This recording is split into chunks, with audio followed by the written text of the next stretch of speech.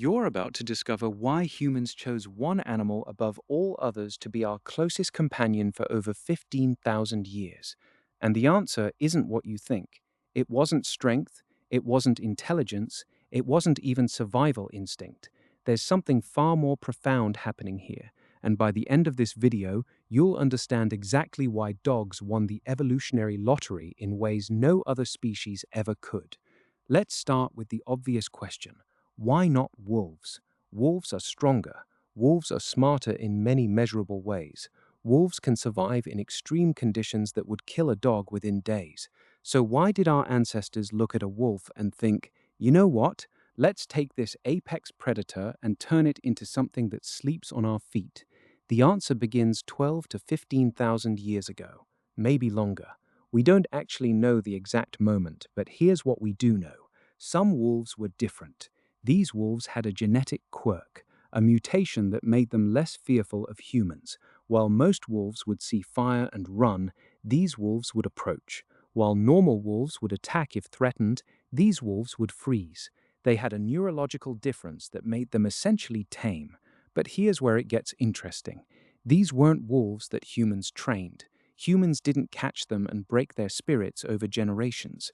These were wolves that self-selected. They were the bold ones, the curious ones, the ones with lower stress hormones. And humans? Humans just started feeding them. Think about that. We didn't domesticate dogs. Dogs domesticated themselves. This changes everything. Cats, on the other hand, had a completely different story. Cats domesticated themselves too, but when? About 10,000 years ago. Only 5,000 years after dogs. They showed up around human settlements because humans had grain.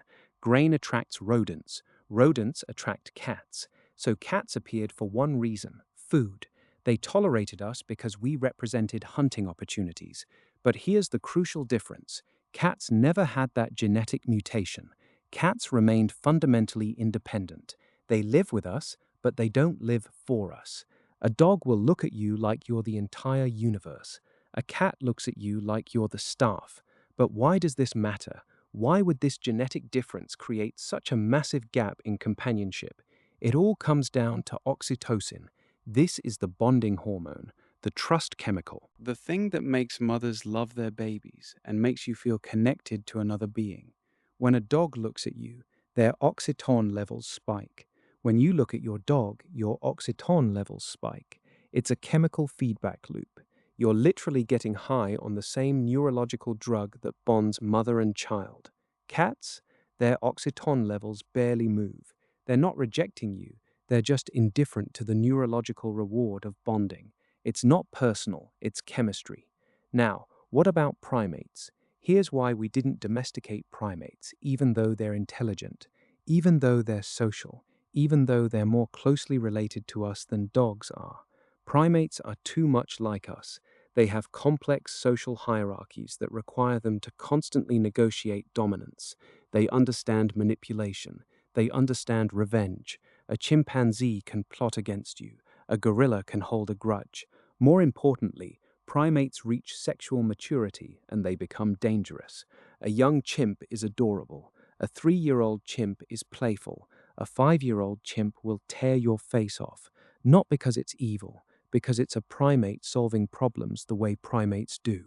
Dogs never do this. Even large breed dogs, even dogs with incredible strength, they maintain a juvenile mentality toward humans.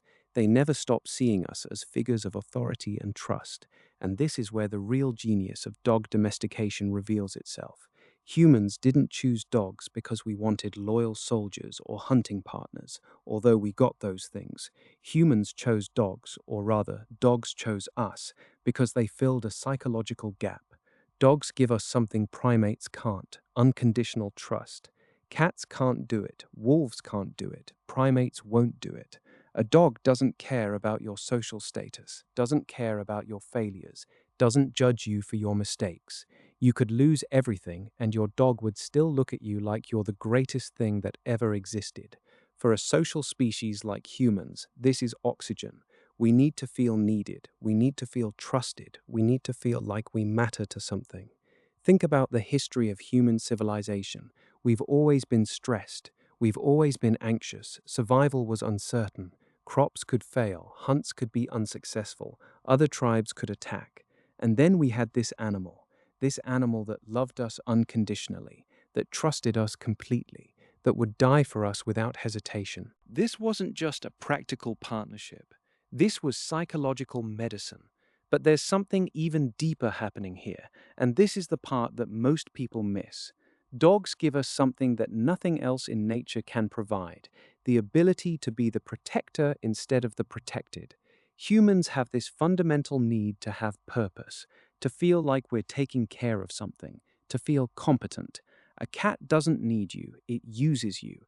Primates would eventually compete with you. Wolves would kill you if they could. But a dog genuinely needs you. A dog is vulnerable without you. A dog trusts you with its life. This is the psychological contract that no other species offers. Let's talk about what makes this even more remarkable: the physical changes. Domestication isn't just about behavior, it's about biology. Dogs went through incredible physical transformations in a shockingly short time. Their ears changed shape, their tails became different, their skulls modified, their coat colors became wildly varied. We went from wolves to chihuahuas in just a few thousand years. This is called the domestication syndrome, and it happens to pretty much every animal that gets domesticated. But why does it happen so fast? It's because when you select for one trait, in this case low fear and high sociability, you're actually selecting for changes in the nervous system, and the nervous system controls everything. The neural crest cells that develop during embryonic growth don't just create behavior, they create pigmentation. They control how your skull develops. They determine ear shape. So when humans selected dogs for being less fearful, we accidentally created a cascade of physical changes. Every domestic dog breed on Earth is literally a physical manifestation of selective fear reduction. This is why dogs look so different from wolves, but wolves all look similar to each other. Wolves are optimized for survival. Dogs are optimized for coexistence. Now here's something crucial that most people don't realize. Dogs actually got smarter in specific ways. The average dog is not as intelligent as the average wolf. A wolf has better problem-solving skills. A wolf has better spatial reasoning. A wolf is more cunning. But a dog is smarter in one critical way. A dog can read humans. A dog can read your facial expressions. A dog can interpret your tone of voice. A dog can sense your emotional state. A dog understands pointing, which most animals don't. This ability to read humans wasn't bred into dogs. It emerged from dogs living with humans for thousands of years. It's a skill developed through proximity. Cats didn't develop this skill because they didn't need to. Primates already have it naturally. Wolves would never get close enough. Only dogs got the perfect combination: the genetic predisposition to be non-threatening, combined with thousands of years of continuous human contact, which allowed them to evolve a completely unique cognitive skill set. We essentially created a mirror, a being that reflects back to us exactly what we need: unconditional acceptance. But why didn't this happen with other animals? Why didn't we domesticate bears? They're intelligent, they're large, they could be helpful. Bears have a fundamental problem. They have a solitary nature. Even young bears are aggressive. Domestication requires tameness across generations, and bears just don't have the neurological substrate for it. What about horses? We did domesticate horses, and it worked beautifully.